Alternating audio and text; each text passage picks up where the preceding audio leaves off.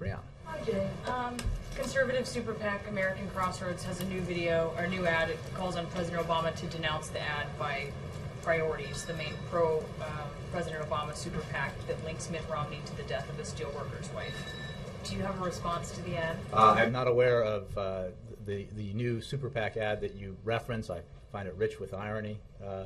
But I'm wondering if there's so many different groups out there, if that particular Republican super PAC is urging itself or some other Republican candidate or some other Republican leader to denounce the other third-party Republican super PAC ad that questions whether or not the president is an American citizen.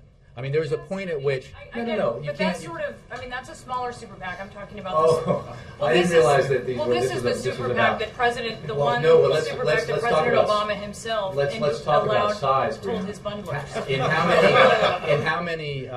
In how many states has the ad that you're talking about aired? 50 if you consider the news, right? And how much, as far just based on media reports, how many dollars has been spent on this ad? Now let's compare that. Now again, I'm getting at a territory that is really my territory, but let me just make the point. I have addressed this issue because of an advertisement produced by, filmed by, paid for by, with millions of dollars that is going spread out across the country in major states, paid for by and produced by the Romney campaign, not a third-party group, that is categorically false and blatantly dishonest in its representation of the president's policy. And that's not just me saying it, that's President Bill Clinton who has said it. It is Republicans who worked on welfare reform who have said it.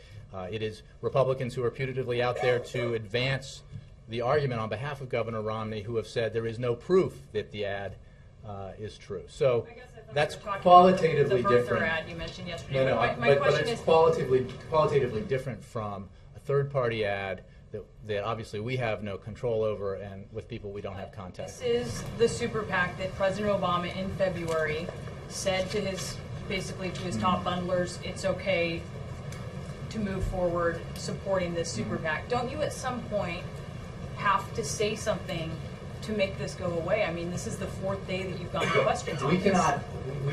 We do not control third-party ads.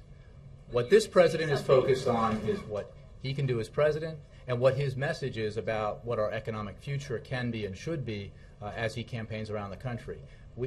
Again, perhaps others should then, it should be incumbent on others to give evaluations and assessments and condemnations, if called for, of other ads that you judge out of line. What this president is focused on is helping the economy grow, helping it create jobs, and when he's out there campaigning, he's bringing a message about what his vision is for the future. That's what he's focused on, and as he should be. But does it serve him for a debate over this kind of ad that is so antithetical to the type of politics that he has promoted? Does that serve him well? We do not control the ad, Brianna. Again, these are is it good for him? You can make an assessment. Again, that's not for me to do.